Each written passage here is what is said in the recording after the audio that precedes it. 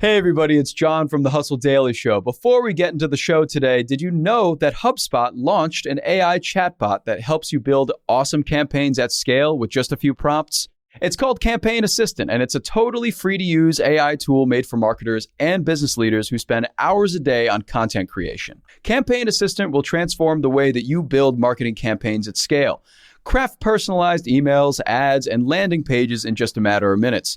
Just pick the content type, add the key selling points, and let the AI take it from there. And the best part, it works seamlessly with all of HubSpot's marketing and sales tools to scale your output across email, social, and more. So AI your way into the most effective campaigns yet at HubSpot.com/campaign-assistant. Good morning, everyone. It is Monday, December 18th. I'm Ben Berkley here with John Weigell, and this is the Hustle Daily Show.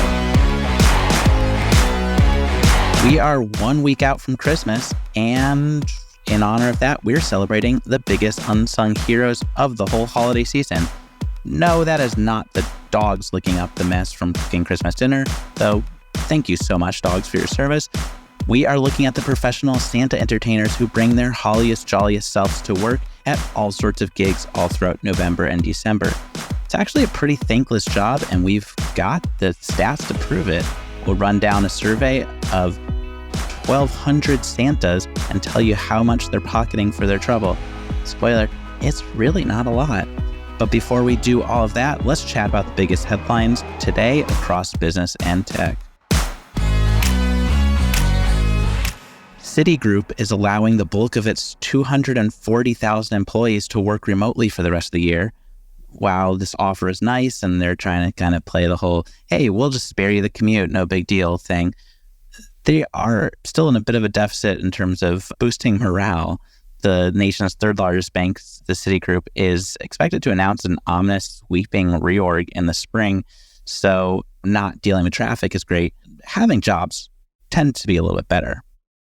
Speaking of sitting in traffic, that's going to get at least a little less frustrating. The average price of gasoline in the U.S. hit its lowest level since June 2021, nearly dropping below $3 per gallon nationally. Of course, if you live in one of 30 states, you're already living that life. That's how many states are below the $3 mark. Blue Origin is back, or so it hopes. Jeff Bezos' space company plans to return from a 14-plus month pause today, actually launching its first rocket since its failure about a minute after takeoff in a 2022 cargo mission. As we've covered before, Costco started selling gold bars this year. The bars run about $2,000 and they are 1 ounce bars, 24 carats. And now we know how well that's going for Costco, which, as typically all things with Costco tend to go, pretty well. The wholesaler sold over $100 million of the bars last quarter, and that probably means that 2 bar per person policy they've been running with isn't going anywhere. They're really popular. Let's talk about Twitch, which last week set a new policy for artistic nudity on the platform, which allowed streamers to show illustrated or animated or sculpted renderings of genitalia on the platform. They've already nixed that. Just days after announcing it, all forms of nudity are once again banned on the platform. And the last one before we hit our top story about Santa, Bhutan, not a nation we talk about a lot here. Their king announced yesterday that the government will move forward with plans to build its own megacity in the mold of, say, Dubai. If realized, this, quote, mindfulness city, as many of the proposals call it, would showcase green architecture. It would become an urban tech hub. It would cover a lot of, industries like wellness and tourism and cryptocurrency, but it's not going to showcase every sector. Bhutan's national religion is Buddhism, which prohibits killing. Therefore, the city, which would be on the border of India, would ban industries like weapons manufacturing. Will be really interesting to see if this one gets the funding and actually comes to life, thinking about other cities like Niam that are proposed in Saudi Arabia. And we will just generally always take a wait and see approach on these multi-billion-dollar huge infrastructure projects that are really hard to get off the ground, but if they do, another cool international city, sure, sign us up. Okay, let's move on to our top story today. It centers around a man who's responsible for delivering about $960 billion worth of merchandise across the United States next week. That's a pretty big job, actually, for anyone, I'd argue, but especially so for someone who is more than 1,700 years old. That figure, of course, is Father Christmas himself, Santa Claus. Like many elderly folks out there, poor St. Nick, we should note, is the victim of major identity fraud. Every year, there's this army of thousands of impersonators who take to malls and holiday parties all across the globe. They kind of just yank his trademark look and all of his phrases, and they just use it for their personal gain. I would call these people monsters, personally. John, would you call them monsters as well? You know, interestingly enough, I would not call them monsters. I would call them people that are just good actors and capitalizing on a thriving market.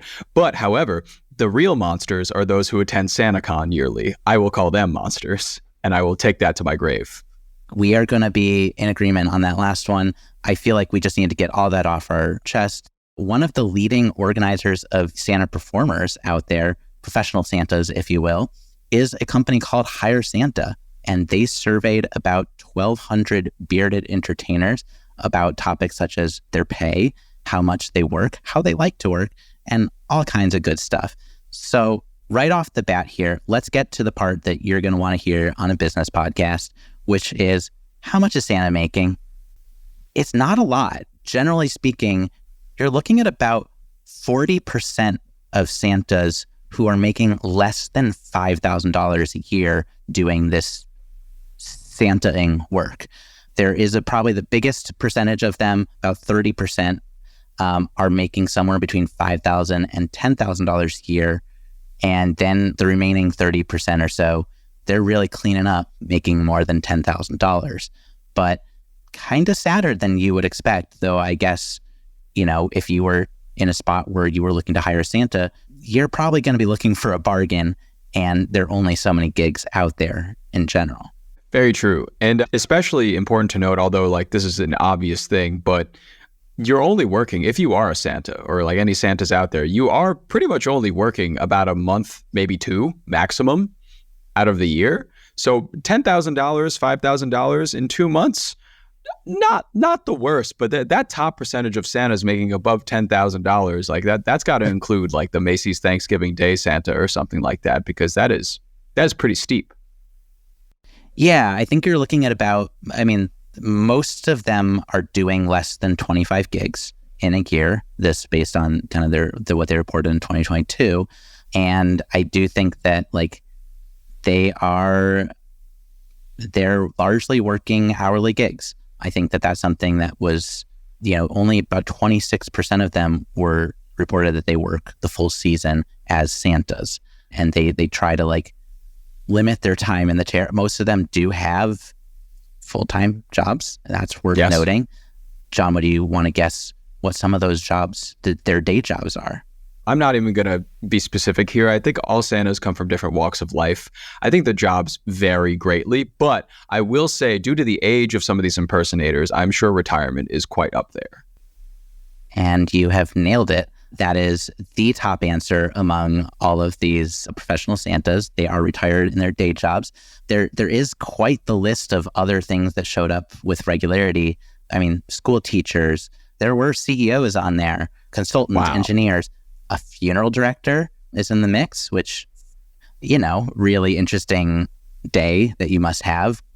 So really big range here in people who are taking the Santa plunge. Yes, and a certain percentage of Santas who have actually served in the military. I believe it is about 30%, give or take, have served in the military before, at least from this survey. Yeah, I think that I really thought was interesting as well. We should note, just if we're running down a couple really good ones here, about 80% of them are married. There is also a very, very large percentage. Over half of them have been through at least 4-year colleges. Many have also been through grad school. Let's talk about how many suits they own. John, if you were playing Santa, how many suits do you think you would have? I would need to have at least 3 suits, definitely. Just given the time of year, I mean, you just have them dry cleaned and set up for you come November, and then you just cycle them out and then send one to the dry cleaner every so often. I wouldn't be surprised to see more than that, though. That is actually spot on. The top answer was owning 3 suits. More than half own 3+. About 6% of them even have 7+, they report, which is like, who has that closet space? That's incredible. It's got to be one for every one of the 12 days of Christmas, you know? This is true. This is very, very true. I would also just note that most of them are spending, for as little as they're making, they're also spending quite a bit on doing this. The majority of them did report spending more than $1,000 on being Santa every year. About 20% said that they spend between $1,000 and $1,500 a year. So that's like, kind of gives you a good sense of what it takes to be a Santa. We should also note one thing that I really love here: beard growth. There is almost a near split here between people who already had a beard and those who grew a beard simply to be Santa. And that, to me, was a huge surprise. Just kind of assume that like they all kind of were born, just like they came out of the womb and they're just like, I am Santa. Immediately Santified, yes. Speaking of I Am Santified, there's actually a documentary called I Am Santa where it does follow a couple Santas. It came out in 2014, follows a couple Santas during their lives throughout the year leading up to the Christmas season. And there's a great metric in here that helps me with that, because a lot of them start planning actually in January for the Christmas season. It is 32.6% of Santas start planning their season in January. So it's an all year thing. Maybe they start growing the beard then, maybe they shave the beard after Christmas and they're regrowing. But a lot of them, at least I saw in this documentary, retain that beard the entire year around, maybe trim it up a little bit, but it's just there. Yeah, I think all of this really goes to show these, I mean, we call them, I will retract my comment that they are monsters. They are not. This is a very professional crew. They work really hard to spread this joy across. It's also, it shows this is not for the money. This is definitely a job in so many ways, but it is not for the money. They are also investing not only on an annual basis, what we were talking about, up to, around say 1,000 or more into their Santa-ing. They also put a lot up front, because about 60% of them in this survey did say that they attended a reputable Santa school, which is a whole other industry that I kind of want to talk about all day tomorrow. Because this is something where we're talking about another couple $100. One of the schools that was referenced here, the International Santa Claus School, I believe it's just the International University of Santa Claus, which hailed itself as the world's largest Santa school with 5,000 graduates, pretty good alumni list there. That does run you pretty good. I think the standard 2-day program starts at $309. So I think if we were to come away with one big takeaway, tip your Santas, people. They're working hard for you and they're not making a lot for their trouble. That's going to do it for us today. Thank you for tuning into the Hustle Daily Show. We're a proud part of the HubSpot Podcast Network. Our editor today is Ezra Trupiano and our executive producer is Darren Clarke. We've got a lot more tech and business coverage in our newsletter. If you're not subscribed, go get yourself signed up at thehustle.co/email. We'll see you tomorrow.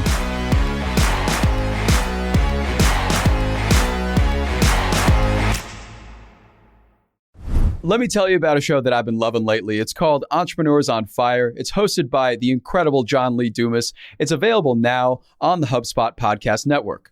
Entrepreneurs on Fire stokes inspiration and shares strategies to fire up your entrepreneurial journey and create the life that you've always dreamed of. I'm a big fan of this podcast. It has energy, it has value, and it's all about learning about entrepreneurship. I was just listening to an episode the other day. JLD interviewed Jay Rogers, who was such a wealth of information. He kind of went into how entrepreneurship chooses you. You don't necessarily choose it, and that failure only happens when you stop trying to win. A lot of gems in this one. So I highly recommend checking out that particular episode, along with the rest. So go listen to Entrepreneurs on Fire wherever you get your podcasts.